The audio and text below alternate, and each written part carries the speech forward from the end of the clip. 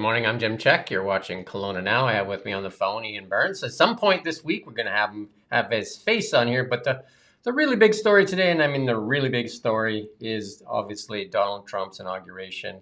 And we lead off with that. And the Toronto Sun had a big photo out there. A new dawn. I guess play on words there. A new dawn. Donald Trump right at this moment just did his. They swore him in, so his speech is upcoming in a few minutes there. Ian and I are watching that. Any thoughts on that so far, Ian? Do we have Ian there? Yeah, Ian's here. Can you hear me? Yeah, we can hear you now. All right. Yeah. Well, there's lots to say about it, isn't there? Really, we were talking earlier, weren't we, about how the American version of pomp and circumstance is quite unique and a bit weird. It's not quite on the level of the French or the British, but it's still very interesting. And a lot of it's about relationships, isn't it? A lot of it's about like who gets a handshake and who grimaces in the background, kind of thing. And that's what a lot of people have been looking at, and also like the hierarchy of proximity, how close you are to Donald Trump. Like, for example, Jeff Bezos and all the billionaires who are very close to him.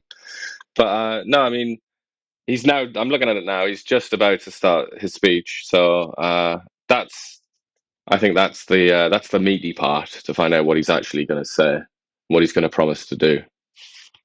Yeah, the details are emerging on the executive orders that he plans to sign, because he's supposedly signing 200 executive orders this morning. Or not this morning, it's noon there, just after noon. You can change that slide there, Rommel. Any word on what they're to expect out of those? Well, they're saying 100, but I've heard that it's over 200 executive orders. Well, I think the big one, and I suppose you have to say, sort of to his credit, if this is indeed what he does, because it's what he promised to do throughout the entire campaign. The big one is supposed to be declaring an emergency at the border, and everything that he promised to do with the border. Apparently, that's what most of these executive orders are going to concern that, and that means finishing off the wall that he didn't really build very much of in his first presidency, declaring the cartels, the drug dealers in Mexico and Central America to be terrorist organizations, changing the process for asylum seekers so that they don't remain in the US, but they remain in Mexico while their application is processed, and everything associated with that. And I think the declaration of emergency is a big one, because they've been asking for that for a very long time. So that I think is going to be rather consequential, and that allows him to access certain funds that he can then use to go and do as he wishes. That's one of his big promises for sure, was to close the border, and they say they're going to close the border effectively today and using those emergency powers. The other one was he was going to end the war in Israel. There is a ceasefire in place as of yesterday, I guess. Which is obviously, we should say, is claimed by, that as a victory, a diplomatic victory that is claimed by Joe Biden as well as Donald Trump. So that's going to be a controversial one. Well, but he also even promised to end the war in Ukraine, and that's as of right now, I believe they're still killing each other in Ukraine. Yeah. That is the one he said it would end before he took presidency. So the clock is ticking on that one. Biden's own people, though, said that Donald Trump played a big role in the ceasefire, and so did a lot of people in the Arab nations say the same thing. So. Yeah, I mean, you'd have to be ignorant not only of American politics and the American political system, but also ignorant of human nature to think that Trump wasn't important in this, because as soon as he won that election, he was the man that people gravitated to. He was the man with the power. So naturally, his input was significant here. I think the important thing is, though, that there is a ceasefire. Some hostages have been returned already, 3, I think, and then there's a plan to release more hostages on both sides, prisoners and hostages. So hopefully, they're not hostages they aren't hostages. Israel doesn't have hostages. Prisoners. Yeah, Israel has mass murderers, terrorists, and various other slime who have been imprisoned over the years by Israel, and that's what Hamas has demanded in exchange for, babies and women, and so on. Let's turn our attention to, we'll do more on Trump later. Maybe we'll do another show today. Let's turn our attention to our own nation. And the judge has agreed to expedite legal challenge of Trudeau's move to prorogue Parliament. And that decision came down on a Saturday, unusual. So that hearing is supposed to take place February 13th and 14th. So that'll be interesting if that actually plays out. I mean, I'm not too hopeful that that'll force their hand, but I think our nation sits right now kind of rudderless, and we need leadership facing these impending Trump tariffs. And I can't see it any other way than very selfish of the Liberals to put themselves before the candidate itself. Yeah, well, it could be a very interesting Valentine's Day this year, couldn't it? If that prorogation is ruled to be illegitimate or whatever the judge might say. But yeah, I mean, it's a shocking thing to have done, isn't it? I mean, I know we're living through it, and it's very hard to understand the importance of a moment while you're actually in it. But I think, you know, this is a big deal, and it's quite appalling, actually, isn't it? In the true sense of that word, that I've tried. Canada does not have any sort of system in place to really be governed. The country cannot be governed at like this crisis moment.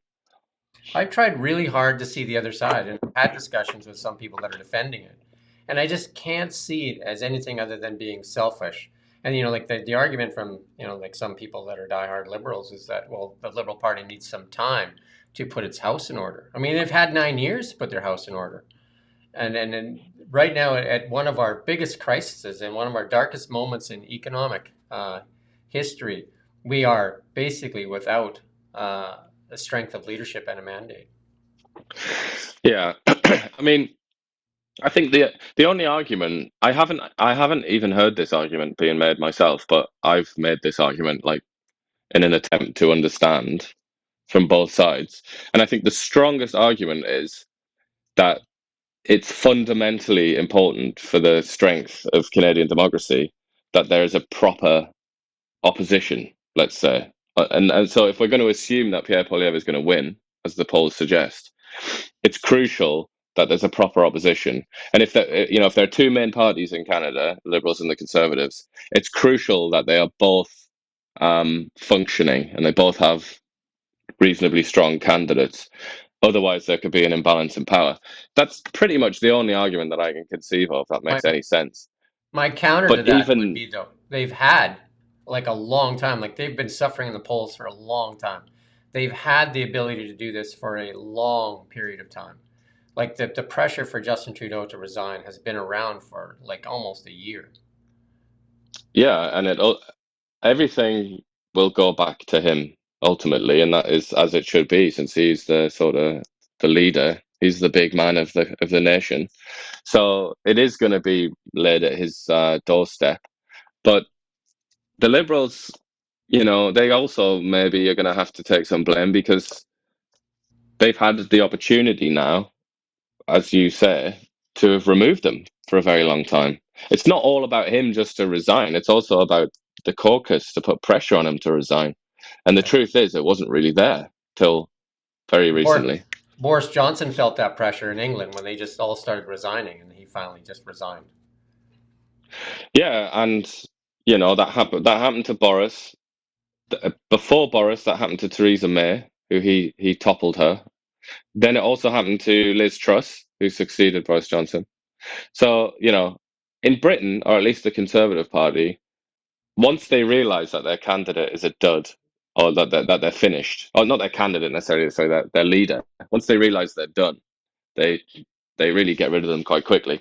And as I said to you before, that also happened to Margaret Thatcher, who, unlike any of these people we've just mentioned, who are just minnows and losers and pointless people, Margaret Thatcher was a major figure, like a historical figure, and they still got rid of her very rapidly. They got rid of her very quickly. But the Liberals, it's a different organisation, isn't it? I guess they do things differently. So, former Deputy Prime Minister Chrystia Freeland officially launched her campaign for the Liberal Party leadership on Sunday in a speech that was interrupted many times by protesters, and it was I almost felt embarrassed for her. I thought, you know, like she was trying to realize that the speech came across as a little bit awkward, right? I'm a fighter. It seems to be the same lines that Justin Trudeau has been, talking about being a fighter. And also Karina Gold announced her Liberal Party leadership bid.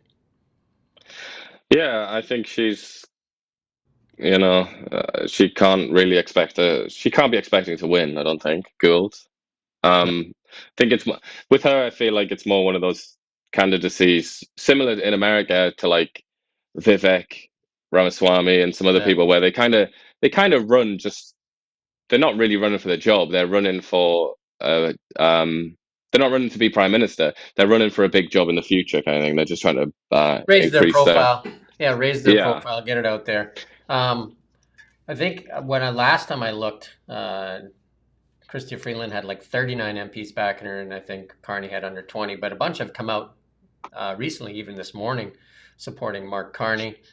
He did his announcement in Edmonton. And Melanie Jolie, one of the more high-profile cabinet ministers, came out in support of Mark Carney. And a lot of Trudeau's inner circle are backing Carney as well. And his big chance to be this feminist. And again, he doesn't take that opportunity. Yeah, he had two other choices that he could have made, two women. But yeah, I mean, Freeland, my sort of political instincts, for whatever they're worth to anyone, I would say that she is not going to be the leader. I don't think. I don't think she has the gravitas. I don't think she has the charisma. I don't think she has the record. Whereas Carney, lots of people would say he doesn't, but I think of the field of candidates, I really think Carney is the strongest one, and I do think he's going to win. You can see the money lining up behind him. You can also see the media, our legacy media, the national outlets, lining up more so behind Carney than they are lining up between. I think that it's a two-horse race, though. It's Chrystia Freeland and Mark Carney. Karina Gold, like you said, is more in it for some profile.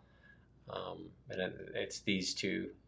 Chrystia Freeland, I would think, though, she would have had more MPs in her court, but we shall see, right? But it seems like, like the people that, helped Justin Trudeau get where he is seem to be lining up behind Carney as well. Yeah, which, outside of the party isn't going to do Carney any favors, I don't think, because, I think one of the reasons that Freeland will fail is because she's so strongly connected to Justin Trudeau, and it's really almost impossible, although I'm sure she's going to attempt to do it, but it's almost impossible for her to distance herself from Trudeau and from, his biggest policies over the last 10 years. Whereas Carney can kind of plausibly say, like, look, I was working for the UN, actually, or I was working for the Bank of England. I wasn't even involved in this. I would argue with you there and say that their main pillar for the past, number of years has been the carbon tax. And Carney, I would say, is an architect of the carbon tax and has been making a living off of it. Even when he was working for Brookfield Asset Management, just stepped down as chair there. But if you look at I posted on LinkedIn, like that organization itself had been exaggerating the amount of carbon credits it has. So it's a lot of stuff that just doesn't make sense. And again, the carbon tax, they've been asked about the carbon tax, almost all three of them, and whether they would remove it, and they all seem to like hum and haw, and basically what you're going to get is a repackaging of the carbon tax. So I don't know if Canadians are palatable for that. I would say as well with Mark Carney, something else that's going to weigh him down. There's the obvious thing, which is that he's very much an internationalist, and his career tells you that, but his pronouncements also tell you that he is very much he's not a nationalist, put it that way. Whereas it feels like in the West, nationalism is coming back in fashion, so he might lose out for that reason. But also, what's really going to condemn him, I feel, is that he's on the record opposing expansions of pipelines and other sort of natural resources infrastructure in Canada. And it seems like, we'll see what happens with Trump, but it seems like we're going to come in Canada to really, really bitterly rue the fact that we didn't expand pipelines and so on if we become completely, if we get tariffed, as it looks like we might, then Carney's going to be in quite an undefensible position because he's going to have this record of having, in effect, argued against Canadian independence. Really, that's what it's going to look like, and that's going to, I think, that will bring him down in the long run. Aritzia, Canadian Tire, Lululemon among Canadian retailers shifting production outside of China, and likely just going to go in a different nation and the Far East. But they're looking to get ahead of any kind of like tariffs that may be coming for Chinese products. Although, you know, like in the inauguration, the vice president, the first time ever, is on the stage there with Donald Trump of China. Right, yeah. Well, he likes to keep his enemies close, perhaps, is what you could say to that. And this one is you and I talked a little bit before we went on. This one is kind of unprecedented for sure. U.S. President Joe Biden issues preemptive pardons before Donald Trump takes office for Anthony Fauci and any officers who testified in the Capitol. But that list got longer just prior to the inauguration ceremony, and then he added to that list. He added his whole family, basically. You know, lots of members. Donald Trump had labeled as the Biden crime family, but there's a long list and again, it's a similar type of pardon that his son Hunter Biden got. This this 10-year period that just like you're protected from any federal crime you may have committed in a 10-year period. Yeah, I mean it really, really, really does not look good for starters. Just if you accept, you look at it just on the face of it, it doesn't look good. It looks absolutely appalling, doesn't it? It looks so rotten and horrible. And you can only imagine what the reaction would have been if Trump had done that, preemptively pardoned, sorry. Which is, and it has to be emphasized, most people, probably for the better, most people don't know about American history and American politics. But this is very, very rare, the preemptive pardon. And we were talking about Gerald Ford, who did that for Nixon after the Watergate scandal. And that in itself, that pardon was almost considered to be as big a scandal as the Watergate scandal itself. And yet, here we are. I mean, that it's so rare as well. I mean, that's one of like a few occasions when it's actually been done, the preemptive pardon. So it's already like a pretty crazy thing to do. But then what he's done here, like in the dying seconds of his presidency, like the clock was literally showing like minutes left of his presidency, and he's preemptively pardoned his own family. I mean, Biden, corruption and black marks and whatnot have followed Biden throughout his whole career, if anybody cares to actually read about his past. But this is like the coup de grace, isn't it? This is just extraordinary levels of corruption. And, I look forward to hearing people express their outrage on both sides of the American political divide. Danielle Smith had traveled there, and she didn't get to be in the room because she didn't make the list. There's a lot. I mean, they moved it indoors. You can take that one off. We'll move on to the next one. Yeah, she didn't make the list because they did substantially decrease the amount of people that were allowed in the room when they moved it from outside to inside. And a lot of speculation that it was mainly for security because you were saying this morning that the temperature is actually only, -5 there, and they've done it in worse. Well, no, I mean, I don't know if they have done it in worse. I would assume they have, though, because Washington does get quite cold. But when I said that earlier, it was just kind of, from a Canadian perspective anyway, how funny is that they deem -5 to be like a danger to your health or something like that? And even like, I'm just like looking back to when Justin Trudeau used to do his little COVID speeches where he would come out all the time and announce some new liberty that was being removed from the Canadian people. He used to do that outside of his house, and it would be like -20 or something, and he would go out in just like a jacket. And it's kind of like, it's just, I just find that interesting, the contrast between American and Canadian attitudes to the weather, really. And Danielle Smith being painted as the villain by many in the media and many on the Liberal Party for sure, and even the BC NDP as a, not towing the line for Canada. But I just want to remind people on a couple of things. Danielle Smith ran her election as Alberta first, and that was how she got elected. So she's putting Alberta first. Donald Trump ran his election, was voted for on an America First platform. That was his. That's what the American people voted for. And now, can you say that the Liberal Party puts Canada first? Do we not need a leader that puts Canada first? And can you tell me right now if the Liberal Party puts Canada first? Well, I think we're going to find out, aren't we? We're going to find out the answer to that question because the Canadian people are going to make that decision quite soon. And I But I'm just saying, imagine, like in our history, like the last 9 years, do you think Canada's been put first in many of these discussions? We talk about pipelines. We put ourselves in this position. Like instead of developing outside markets, we're so heavily reliant on the United States of America. When we had the opportunity when they were begging for our oil and gas in Europe, and we wouldn't sell it to them, we had the opportunity. Quebec had the opportunity for that pipeline to go to the east, and pipelines to the west, and all those things. And we're so heavily reliant on the Americans. And now we're blaming. It's like, when you blame your boss, you blame somebody else for your current situation, when, you have to accept responsibility for what's going on. And we have to accept responsibility. For 9 years, we did not put Canada first. Our natural resources, our number one asset that we have in the world, has not been put first. It has been put at the altar of the world, or whatever, different things we sacrificed for, Stephen Jabot and Justin Trudeau to stand on a world stage and call out people. He's done that so many times.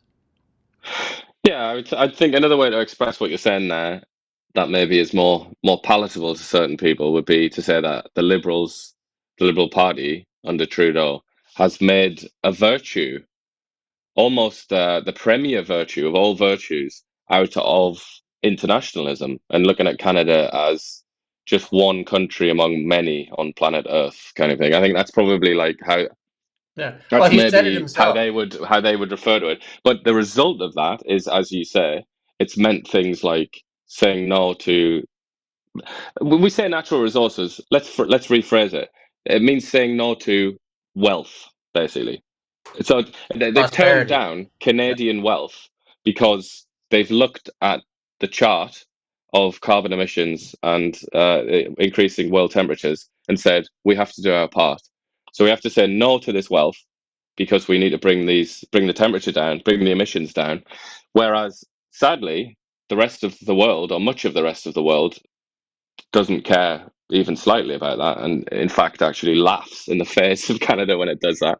And Canada is, it's hard to emphasize just how irrelevant Canada is when it comes to global emissions. Yeah. It's a rounding error. It's completely unimportant. India, China, and the US are the people that matter. So in that context, yeah, those are the two arguments put face to face there, and we're going to have to, the Canadian people are going to have to vote on that. This is what the election is going to be about, I think, to some extent. We've increased the tax burden on the individual instead of tapping our natural resources like Norway, where they have this massive sovereign wealth fund from their oil and gas that the citizens benefit from. Instead, we basically suppress our natural resources and then go after the individual citizen. And then they always look for a scapegoat. They look for a scapegoat in so many different things. We can go back to COVID. We can go back to so many different things. They've always found a scapegoat, and this time it's Danielle Smith that's a scapegoat. And again, she ran to be the leader of Alberta by saying Alberta first. And same as Donald Trump ran with a mandate to put America first. They're doing their job. We don't have that same thing here in Canada. We do not have a government that puts Canada first. And that is evidenced by where we're at right now, the predicament we find ourselves in. I would note that I don't think you can really do a like-for-like comparison between Smith and Trump, because Danielle Smith is a Canadian as well as an Albertan, whereas Trump really is just an American. He's not a governor who's putting that state first. And that's the context of the critique of Danielle Smith, I would say. But Yeah, she but I is mean, certainly being pointed at as like she's the cause of this kind of thing, whereas that's obviously not true. they've been fighting with the federal government for how long with the suppression of Alberta's natural riches that benefit all Canadians? That has been a battle that's been going on since she's been in office, too. Yeah, and before that, yeah, it goes back decades, doesn't it? Yeah. And then Mark Carney, there's the tweet that was put out by, and you talked about this too, by Brian Lilly, that a lot of the media outside of Canada does not portray Mark Carney as very favorable for running Canada. Yeah, well, I would say the Americans haven't got a clue who Mark Carney is, and nor do they care. And that's also true, I think, for a lot of the world. But the only other country in the world that knows who Mark Carney is and cares even slightly about what he's done or what he says is Britain. And yeah, like I've been saying for a while now, his reputation in Britain is probably more on the negative side than the positive. I think he's looked upon as a mediocre governor who didn't. Some people say absolutely catastrophically bad. Other people say kind of all right, he did okay, but in general, not. He's not really deemed to have been the superstar central banker that he was advertised as being when he was recruited in 2013, I believe it was. But also, he's, as you see here in these headlines that you've assembled here, he's looked upon as somebody that butted into the Brexit debate in a way that you're really not supposed to do. I mean, you're not supposed to do that when you're the governor of the Bank of England. You're supposed to be apolitical. You're not supposed to choose a team. And it's also, I mean, it is quite interesting to see in England anyway the response. It's been overwhelmingly negative, I think, so far since he announced his intention to leave the Liberal Party. But yeah, it's interesting, really, isn't it? It is very interesting how you can have a completely different reputation in two different countries. But Carney's reputation, I would say, anyway, as the last word is, it's a lot higher here. It's a lot higher in Canada than it is in England. Yeah, the Net Zero Alliance that he chaired has been basically they've closed it down. It's fallen apart. All the big U.S. banks have left, and then now the Canadian banks are following. I think three Canadian banks, including the TD Bank, have you know left the Net Zero Alliance, and that just shows you where that is. And then he was also the chair of Brookfield Asset Management. That there's reports out there that say that they've exaggerated their claims in the carbon tax credits. So it's good. It's well worth your time to read some of that information on the climate thing because that is how he's basically been making his money. He's a big fan of Greta Thunberg, and how this thing is all collapsing around him. Yeah, and in a way, if you look at it completely neutrally and just on a human level, almost got to feel a little bit sorry for him because it's like they've been playing pass the parcel and he's ended up holding the bag. It's like everybody's ditched it and now he's like, okay, now I get to be prime minister. And this, unfortunately for him, is the moment where the net zero malarkey is basically, democratic or electoral poison, and now he's just left holding the bag. Mm-hmm. It's pitiable in a way.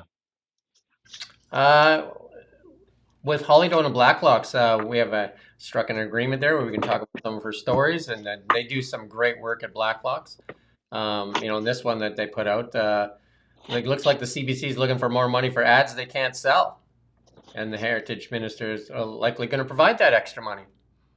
CBC gets more money, we get zero. Yeah, well, let's see how long that lasts as well, because as with most conversations, most topics in Canadian politics now, the answer is almost always the same thing, isn't it? Let's see what happens after the election, because Pierre Poilievre, if he wins, has threatened to, quite seriously defund the CBC, particularly the He's not English threatening to language. close it. Let's be clear there. He's not threatening to close it. He's just threatening not to support it like they support themselves. Like right now, dipping into our Yeah, pockets again for ads they can't sell. There's stuff we can't sell because we don't have our Facebook and Instagram, and people are saying to us, like the clients that have been with us for 10 years that they'll come back and advertise it once we get our Facebook and Instagram back, and we can't reach out to um, the heritage minister and ask if they can make up that shortfall. Yeah, indeed. Well, yeah, we'll have to wait and see. Yeah, but I mean, it's also to note, Polyev has said that he is going to continue to fund the French language bit of CBC, which that's going to be quite controversial, I think. And then the National Post put out an opinion piece here saying we're a nation left leadership. You and I have talked about this already. And this is, I think, again, one of the most selfish moves by the Liberals. And I think, as a Liberal MP, you should stand up and demand an election as well. Because, I mean, if you talk about right now, they're all talking about how they can hear the Canadian voices. They can hear that, people complaining about the carbon tax now. It's amazing that they can hear now that they need a vote. They should be able to hear that Canadians want an election as well. Yeah, and the premiers, you'd think, because they issue a lot of statements, don't they? They all kind of get together and meet quite frequently. You'd think that they would issue a statement of that kind, even like a spineless political style statement where they make some sort of oblique remark about needing an election or needing clarity or something like that. You'd think that they would do that because as the calendar moves on, and we, especially today of all days, it's becoming more and more obvious how desperate this country is for a government, because in effect it doesn't really have one at the minute. It certainly doesn't have that leadership and the guidance from the top. Well, nobody in the world theater is going to listen to Justin Trudeau at this moment. He's already resigned. So why would you, right? Why would you negotiate? And the same thing that was happening with Joe Biden for the past couple of months. Nobody was talking to him. They were talking to Donald Trump. Yeah, and then to have a leadership election at this time of all times, I mean, it's difficult, isn't it? It's very, very, very difficult to make the argument because this is, as many people have said, it's about as serious as it gets. Like big countries don't go to war with each other anymore. I mean, that's been the case since the end of the Second World War. They don't send tanks into each other's territory anymore. The big ones, I mean, obviously a big one and a little one might get into a scrap like that, but the big countries don't really do that anymore. And yet, here we are, basically at war, because economic war is the only thing that you can really get away with now. So And I that's think, what China and the US are engaged in an economic war, have been for decades. yeah. And this is like warfare. And right on the eve of the start of the war, like right in our sort of like 1939 moment, the Liberal Party is having a leadership election. It's Selfish. it's very, very hard to wrap your head around. It's very selfish. Holly Doan, another piece come out, Blacklock's there. It says, and this is a criticism of our government for a long time, and the way we look after our military. The department is failing to maintain critical stockpiles of emergency medical supplies to protect Canadian forces in case of chemical, biological, and nuclear attack. We don't take care of our military. It is an afterthought. We don't spend what we're supposed to spend for NATO. And we make promises and do these kind of things, but like Donald Trump has made threats to that too, like pay your fair share. You are under the umbrella of the United States, so pay your fair share. Yeah, well, Trump said that, Canada basically doesn't have a military. I think that's how he phrased it. But I mean, that's dreadful if you think about chemical, biological, and nuclear. So we were just talking there about how big countries don't go to war with each other. That's true. That's been true since the Second World War. Might not stay true forever. And if there was to be a war between big countries, like Western countries and China, let's say, almost certainly it would be those three things, wouldn't it? Nuclear, biological, and chemical. And then that's what we're not prepared for. But I don't know if this is quite as crazy as that other story a few months ago where it was revealed that the Canadian military had acquired lots of outdoor clothing that was only good for like -10 or 5 That or was something like like that. And it's supposed to there was work in the better Arctic. stuff from Canadian Tire than there was from what they were being supplied. That's what I mean. Like our military is an afterthought, even if it is an afterthought. It is shameful how we treat these people that serve our country. But that's all part of this idea that Canada, you know, that sort of perspective of Canada as inhabiting a post-Cold War universe where everybody's friendly and any disputes will be resolved at the UN and all the rest of it. Like that was a vision of the world once, wasn't it, in the 90s and But the last couple of decades? But it doesn't work now. That's the thing.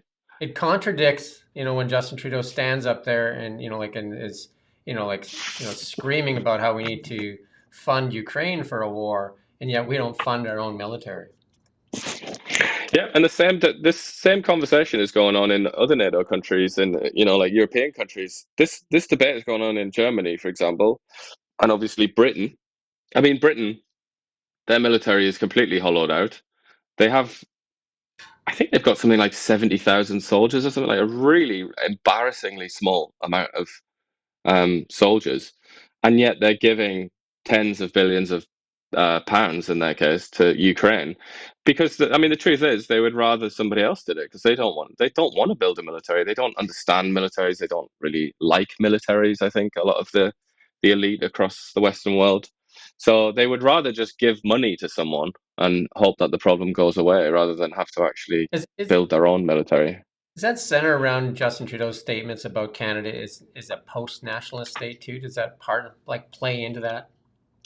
Absolutely, I would say 100%. Yeah, because I mean, how can a post-nationalist entity, whatever you want to call it, wouldn't really be a country, would it? How could that possibly summon the the will to go out and kill people in the name of the flag and die for the flag? How could you possibly do that if it's a post-national state? It's like, what are you going to kill for? What are you going to die for? For like Tim Hortons or something, or like what's it going to be? What's your like what motivates you? So I think that's really crucial. It's very important. And they just did that study that Canadians have lost pride in Canada. I mean, you have the leader that has said that Canada is a post-national state, and then you ask yourself why. Yeah, indeed. And I think a lot of the sort of like intellectual discussion around this subject is that this is what people refer to as the unipolar moment. That's something that you hear that term used quite a lot. It's like after the Cold War, the West, particularly America, had just vanquished all of its enemies and it stood triumphant and unopposed. And that period lasted up until about now, or five or so years ago, when China, and obviously Russia as well, but mainly China, became this like other pole. This we've returned to a world in which there's another superpower with a very, very different view of the world and economics and everything else. And now we're in this position where we can no longer pretend that it's like 1999. We can't act like that anymore. So we can't pretend that we're all one happy world family and that you don't need to bother with anything as cringe and old fashioned as like a nation and a national identity. Those days are gone now. And we have to get back to basics, and that's kind of what Trump represents, I would say. And I mean, this is happening everywhere. This is happening even in countries like Japan. This is happening all over the world, and Canada is a little bit slow on the uptake, but I think it's going to happen here too. Let's move on to the markets. Gold, again, still chopping around. The markets are closed in the U.S. today, so little activity likely. Gold is actually up a little higher than that right now. I think it's 2709 or something.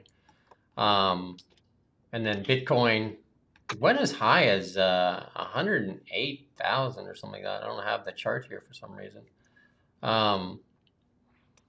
It was 104.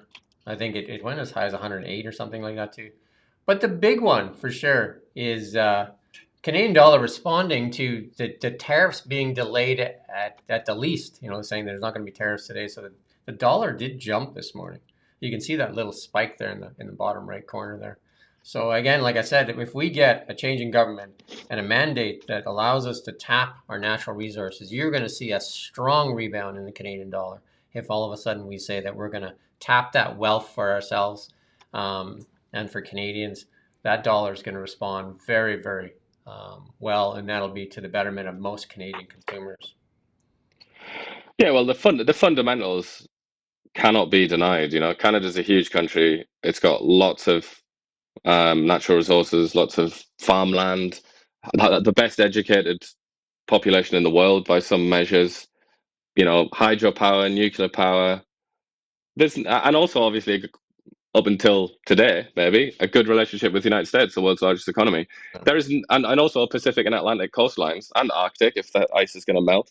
I mean, on paper, like Canada's resume is like gold plated, isn't it? It's kind of like unbelievable that this country has so many We just things locked it going for all. it. We've locked it all up in the garage and said we don't need it though. That's the problem. Well, almost said like it would be. They're almost embarrassed to use it. Yeah. It's like a really fancy sports car, but we don't want to ride it in case people think that we're like showing Yeah. off So, or something. so we're riding around on a scooter while we have a couple Ferraris parked in the garage. Yeah, something like that. Yeah. In the AI world, the big news out of Time magazine put out AI predictions for 2025, and I agree with this wholeheartedly, that this will be the year of agents, and we're starting to see that with ChatGPT. Even it'll actually do some things. I have it now set up so that every morning it'll round up some of the AI stories for me, EV stories, top 5 stories, so it'll automatically send me the list of stuff that's going on in the world. I don't have to do that myself. And there's different things that people are starting to do with it, but agents, the future of what's going on, and that'll be a big play here in 2025. In the EV world, this is just some of the stuff coming out of Tesla. Some of the lineups. The new Model Y release has happened in China, and they're expecting that to happen very soon here in the United States, and then following that in Canada. They launched FSD in China. Cybertruck's coming with a rear-wheel drive version. Optimus is coming as well in 2025. And then FSD is going to launch in Europe in 2026. But we do have a short chart here showing global EV sales in December. So it is showing global sales rising. That red bar is China. No carbon tax, but look at the growth of EV sales in China. They have tons of EV makers, and over 50% of all the new vehicles sold in China are EVs, and it is the largest automobile market in the world. I mean, a lot of people might look at that and say, "Oh well, China's got like 1.3, 1.4 billion people, so it's not so surprising." But I mean, China does not account for like 60% of the world's population, or whatever that last bar shows. Like they're really punching above even their own But I mean, substantial weight there. if you look at their green revolution, they're building larger solar farms than anybody, larger wind farms, and the Australians are worried because they're moving off of coal, and the Australians need to sell their coal somewhere, and they're stressed out about it. So I mean, China has no carbon tax, has not been punished people, and President Xi has said that he will not punish his people with a carbon tax. Instead, he will use technology to advance his people. I mean, obviously, it's a communist country, but like they've done a lot there as far as green goes without a punishing, compounding carbon tax. Yeah, well, they are, nominally communist, but they're not Trotskyist types. They're not like world communism, international communism. They're very much about China. So they're like nationalists. That's their Yeah, that's I would their say it's all, ideology. And as we were talking about earlier, they're very much China first, and always basically have been. and like more of an emperor, I guess you could relate that more to, like, because the person sticks around for a long time. Um, And then another one of the EV startups in the United States has failed, and this one is just. I posted this on LinkedIn. Anybody wants to see more? Canoe has filed for bankruptcy. This thing traded over $9,000 at one time, and it's a SPAC stock. It's just and $1.35 closed on Friday, and it declared bankruptcy on Saturday. And this thing was billed as the Tesla killer and all that stuff, and it was just, there's so much negative press out there on Elon. It tends to just they want to go after him, and they use all kinds of different things. This thing was never a contender to upset Tesla. I've watched quite a few things, and it was kind of like the reminiscence of the Volkswagen van.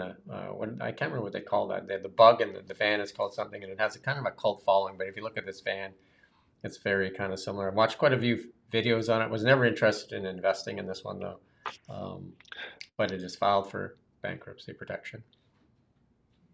It's a shame in a way, though, isn't it? I mean, it looks like they were trying to do something novel and interesting, but I suppose I that there mean, are plenty of alternatives in the market still.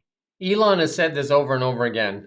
Easy to build a computer rendering, easy to build a concept car, really hard to put something in production. And that's where Rivian's struggling as well, right? Like their numbers are still very low, right? There's quite a few Rivians running around town. I'm sure you see in Ottawa too. They're expensive. They just can't get the economies of scale yet. I mean, they may get there. Volkswagen has invested in them, but Volkswagen having its own troubles. I don't know where it's going to get the rest of the money to put up for their investment in Rivian, because they've only put some of that money forward so far in that, I think, $4+ billion that they promised Rivian. And timing is everything, isn't it? I mean, you kind of have to go to China, don't you, because of the how dominant they are in industrial production. But it's a bit of a dodgy time to go there now with these sort of China's economy is slowing anyway. Its demographics look increasingly bad, and they don't have as many workers as they used to have. And then you also have the kind of US, EU, China trade wars brewing. So it's kind of an unfortunate time. And I feel like America, which will become a manufacturing powerhouse again, that hasn't quite happened yet, has it? They're in that transitional phase before they actually arrive there. So it's a hard time to be trying to mass produce cars, I think. 27 new models, EV models, going to get to Australian shores this year. I mean, they don't have the tariffs on them yet. So that's the thing. Like they are tapping a lot of the world markets where the legacy automakers used to have all of that to themselves, and Europe really reeling in that. They have some of the best automakers, or had some of the best automakers in the world there, Mercedes and BMW and Ferrari and Porsche and Volkswagen, and they're really seeing huge setbacks. And the same thing goes for the Japanese automakers, where Nissan was just recently forced to merge with Honda because it was basically going under. Yeah, that's a big one, isn't it? That's quite a big sort of domino to fall. Yeah, the Japanese, that's a big part of their GDP as well as auto manufacturing, right? If we look at the world strengths, again, Canada auto manufacturing 1.7%, not our big strength. Our big strength, again, natural resources, and a government that suppresses our natural resources. We talked about that, but ours is not manufacturing. Ours is not technology. That's the United States. They lead the world in technology. But natural resources, and that's everything from agriculture to oil and gas to mining to forestry. That's our strength. We need a government and a mandate and a leader that can promote that to the benefit of Canadians, so we can have more prosperity for Canadians. Tough to argue that. Yeah. Huh? Well, I think another strength that we haven't mentioned before that Canada has is its finance sector. Like in Toronto, that is actually quite strong if you look at it in comparison to the rest of the world, and yet it stands to benefit enormously. Like those two industries, natural resources and finance, are sort of like mutually beneficial. They strengthen one another. So if one is being held back, then the other one, by extension, will also be held back. So yeah, as evidenced by if you look at the TSX, which is the Toronto Stock Exchange, that's our basically our trading platform, our financial platform in Canada.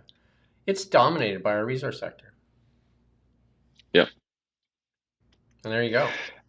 And that's where, obviously, as well, that's where the capital comes from. If you want to open up a project in the Northwest Territories or something like that to mine some precious resource, probably going to go there first to ask for money, aren't you? So, and if the financial boys have been under the impression that natural resources are being suppressed or whatever the claim is, then they're not going to lend money. So it's they kind of sync together a bit.